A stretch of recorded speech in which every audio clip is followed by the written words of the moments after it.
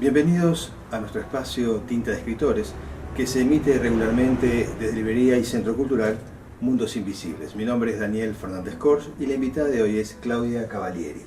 Claudia, un gusto que estés hoy aquí con nosotros. Y bueno, con Claudia hemos compartido, vale decir que talleres literarios en el Bertolt Brecht con Carmen Galuso. Yo creo que, apartándonos un poco de la conversación de hoy, creo que ni tú ni yo estaríamos hoy aquí si no fuera por Carmen, por Lauro Marauda, por Ignacio Suárez. Sí, los talleres. Creo que ellos de alguna manera han impulsado a un montón de escritores de esta época. Pero bien, acá estamos con Claudia. Claudia está hoy acá y tiene la particularidad que ella es la esencia, digamos, la médula y el espíritu de lo que es este espacio Tinta de Escritores. ¿Por qué? Porque además de ser una gran escritora, le interesan los procesos creativos. Es, como ella hace un ratito se definió conmigo, una buscadora de ideas, experimenta en la literatura. Pero además, si bien pueden ver un montón de libros aquí arriba, ella ha publicado cuentos en distintos libros de taller. Todavía no ha sacado su libro propio, pero los cuentos que ella elabora son increíbles. Y bueno, y espero en algún momento poder tener ese momento que creo que va a llegar. Así que hablaremos de cuentos diferentes. Ella se define como una escritora oscura, que va a esos sitios del alma humana o del espíritu más oscuros también, podríamos decirle, ¿no? Entonces escribís sobre violencia doméstica, escribís sobre bueno, todo tipo de maltrato, adicciones. Sí. Bueno, ¿y por qué esos temas? Bueno, yo creo que tenemos que tratar esos temas porque hay que poner una luz sobre esa temática que afecta al individuo y a la sociedad. Entonces yo creo que como una especie de aporte, yo traté de hacer foco en ellos para evitar que se naturalicen y pasen como que son normales, ¿no? La naturalización es algo que hacen las sociedades y que llevan a que prácticas que no son ni saludables ni correctas pasen a ser de todos los días. Entonces es como una pequeña pastillita para que lo piensen, no dando una moraleja, sino dando un foco de atención. Entonces son historias que tienen esa temática para que alguien se quede con esa semilla y la elabore, o sea, el lector elabore ese tema, que lo piense. Por ejemplo, un cuento como Tejedoras. ¿Tú lo escribiste porque se te ocurrió el tema en sí, o porque hubo un suceso que te afectó y a raíz de eso elaboraste ese cuento? Bueno, ese cuento es del 2010 aproximadamente. Yo tenía la idea, ya en el 2010 yo ya tenía una preocupación extrema por la violencia doméstica que se venía agudizando en el mundo y particularmente en Uruguay. Entonces yo me encanta investigar, entonces intenté poner en un cuento un animal, que tenía que ser un animal del lugar, del hábitat. No digamos cuál es. No digamos cuál es, no. Busqué que fuera letal, ¿no? Y que pudiera tener una colaboración con esta mujer que era maltratada, para que, o sea, tampoco quiero hablar mucho porque viste que no, si no, como que develás todo, pero estuve investigando, fueron muchas opciones hasta que llegué al animal de Tejedoras, porque quería también dar la idea de la víctima, ¿no? De lo que pasa a la víctima, y bueno, y fue desarrollando hasta que quedó en este cuento y yo quedé muy contenta con ese cuento. A veces me pasa que quedo contenta y a veces me pasa que no quedo contenta con las cosas que escribo, por eso las reviso 1000 veces. Que es una parte muy importante, creo que, del proceso creativo, de hacerlo y después revisarlo, ¿no? Yo creo que los escritores hacen ese proceso. Yo dejo en la congeladora el cuento que escribí, después de investigar mucho, porque me preocupa que cada frase sea fidedigna. Si bien estamos en el terreno de la ficción, yo quiero que el lector haga un pacto total conmigo, o sea, que acepte lo que yo le estoy indicando, para que esa semilla pueda quedar intacta, ¿no? Sin pensar el lector que yo estoy tratando de moralizarlo por alguna forma, ¿no? De alguna forma.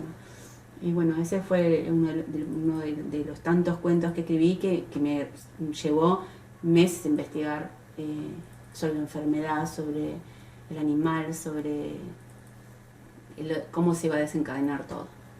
Una vez que tuviste toda la información, recién ahí te pusiste a Ahí sí, elaborar el cuento. Sí, yo soy muy planificada y generalmente todos los escritores, está la libretita de Galeano, el otro tiene un cuadernito, el otro tenía unas hojas. Yo tengo una bolsa llena de bolsitas pequeñas y adentro está cuentos. Tengo muchos cuentos para escribir. Algunos están en el proceso de investigación, entonces voy juntando hasta que consigo todos los aspectos que abarque el cuento. Y ahí realmente también está el título, porque para mí el título es muy importante, es el disparador. Muy pocos cuentos o poemas no llevaron el título al principio. Y fue porque no pude encontrar uno, y lo encontré después que lo terminé. Pero la mayoría de las veces es primero el título y después la estructura escrita en unas líneas y bueno, y después la investigación que hago. También te interesa la tecnología. También, sí. Y le buscas el lado oscuro de la tecnología y lo llamas la tecnología destructiva. Exactamente. En base a eso también hiciste algunos cuentos. Sí. Yo pienso que como la famosa espada, es así la tecnología. Tiene un filo para proteger y otro para matar. Y mal usada, como una espada, puede quitar una vida, tal cual como como tecnología. Y no hablo de la vida física, sino la vida psicológica, la vida social, la vida familiar. La tecnología es eso, es una espada. Y bueno, ahí fue yo también tengo unos tópicos para poder escribir y uno de ellos era escribir sobre la tecnología, ¿no? Por eso escribí el cuento de El flautista, que está en el libro Versiones. Versioné el cuento de Flautista de Hamelin y le di le encaré cómo sería el flautista de Hamelin acá en el siglo XXI. Entonces, así fue que desarrolló el cuento, ¿no? ¿Y cómo lo uniste al aspecto tecnológico? Y sí, porque hoy en día las redes sociales es un elemento excepcional de comunicación y también de incomunicación. Entonces, como atrás de las redes sociales no hay nada inocente, hay muchos intereses, hay medios de comunicación, hay cosas que uno las recibe solapadas, hay armas que no son químicas, pero son de comunicación, para que las masas, para lograr un objetivo con las masas. Ese es el problema que tenemos que tener con la tecnología. Entonces yo me imaginé a un flautista de Hamelin como, no sé, un Sauron de Tolkien, esperando ahí atrás y tratando de hacer todas esas cosas no tan buenas y saludables, a través de todos los implementos del celular, de los mails, del Facebook, del Instagram, de esa necesidad de estar siempre presentes y tener una imagen desproporcionada o constante de éxito. Me imaginé que detrás de todo eso había alguien y bueno, era el flautista, ¿no? Eso me lleva a otra pregunta. ¿Has escrito sobre el suicidio también? También, sí, a mí me interesó mucho. El proyecto de suicidio, de escribir sobre el suicidio, que se llama Golden Gate. Yo hace unos años vi una película que me marcó muchísimo. También hay disparadores, ¿no? Como tú habías comentado algo antes. Vi una película que se llamaba El Puente, que es sobre el puente de Golden Gate. Más bien, es el puente que está en Golden Gate. No se llama Golden Gate el puente. Está en el estrecho llamado Golden Gate, en esa bahía. Y un equipo filmó, tenía unas cámaras 24 horas sobre el puente y filmó a todas las personas que se suicidaban, ¿no?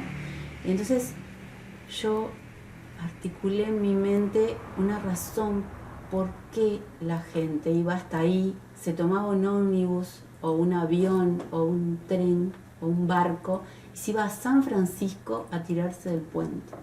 Es más, había mojones hay como una especie de mojones numerados en el Golden Gate, y había uno que era, por ejemplo, había una estadística donde se había tirado más gente, específicamente en ese lugar. Entonces yo me imaginé por qué era que la gente hacía eso, ¿no? O sea, es la temática del suicidio tomada también desde como una explicación fantástica, ¿no? Porque es una explicación fantástica, pero toca muchos por qué. Por qué esto y por qué lo otro. Y en realidad hay una temática como un suicidio no tiene un porqué, tiene muchas causas, pero lo que queda es lo que tenemos que elaborar, los que quedamos, ¿no? Y bueno, traté de abordarla desde ese punto de vista. También has escrito sobre el machismo, el doble discurso. Exactamente.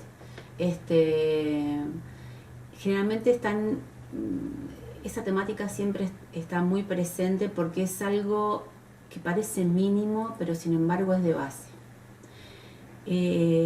Yo creo firmemente que en una sociedad que no haya los derechos garantidos para todos los integrantes de la sociedad, nunca va a poder evolucionar.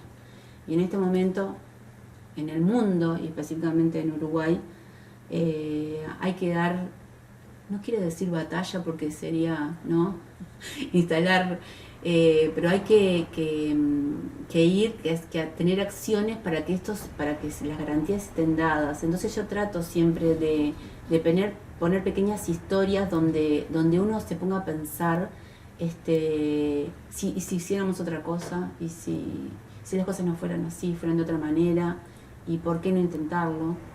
Eso es lo que trato, como te decía antes, trato de poner un pequeño foco para que se discuta, para que se hable. Por eso tú crees firmemente que el arte es una especie de herramienta de purificación. Sí, ¿no? Sí, por poner un nombre, ¿no? Es un vehículo de transformación social. Llegar a un estado evolutivo mejor del que tenemos. Es que en realidad todos somos creadores. Nosotros, el ser humano es un ser creador.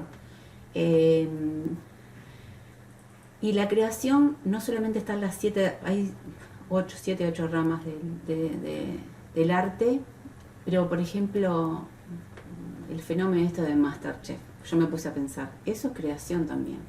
Digo, el ser humano necesita expandir su ser, ¿no?, a través de la creación. Y hallar esa trascendencia que buscamos todos. ¿Nos demos cuenta de ello o no? Todos estamos buscando un afán de trascendencia, porque es como realmente ganarle a la muerte. Eso está en la psique de todos nosotros. Esa es la explicación que yo le he encontrado. Y yo creo que en la medida que nosotros impulsemos todas las artes, de la menor hasta la mayor, vamos a hacer a gente que va a estar más contenta, no va a vivir en referencia de cosas materiales, efímeras, sino va a buscar otras profundidades. Creo que el arte es la solución, una de las soluciones. Y en tu caso, tú llegaste al mundo literario porque en tu familia, siendo tú muy niña, había alguien que ya era una poetisa conocida, sí. Dalma. Sí, ella tenía el seudónimo Alma Vasconcellos, es la hermana de mi abuela.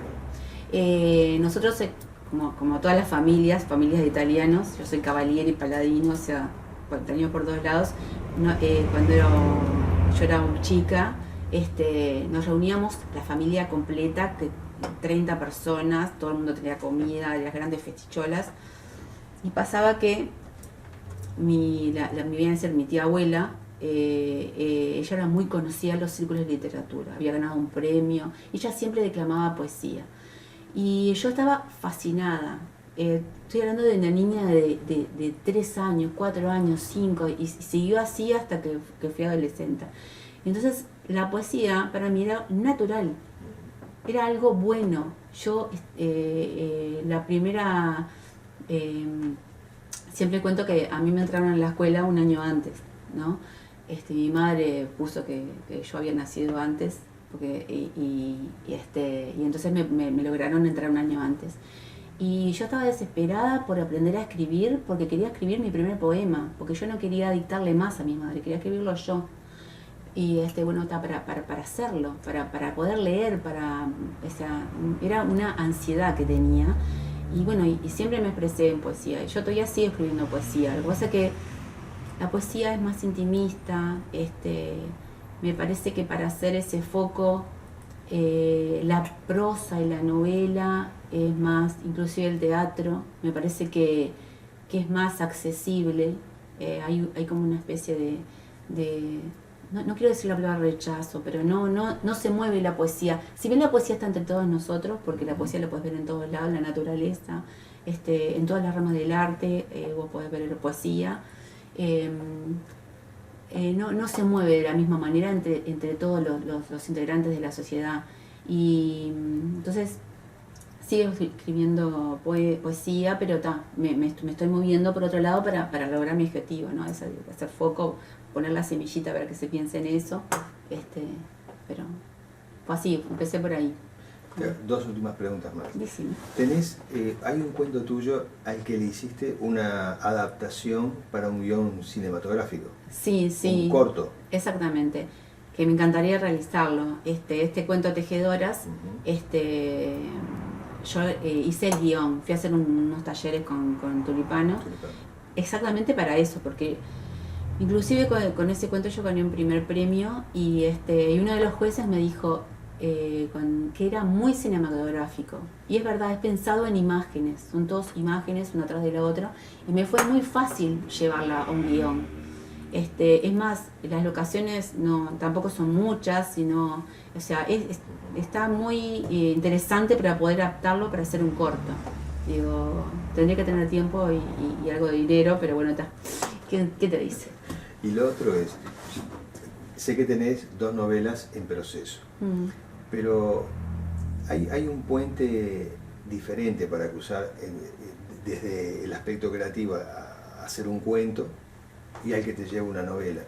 Sí. ¿Son esos tiempos de repente los que te están un poco distrayendo o en no terminar las novelas?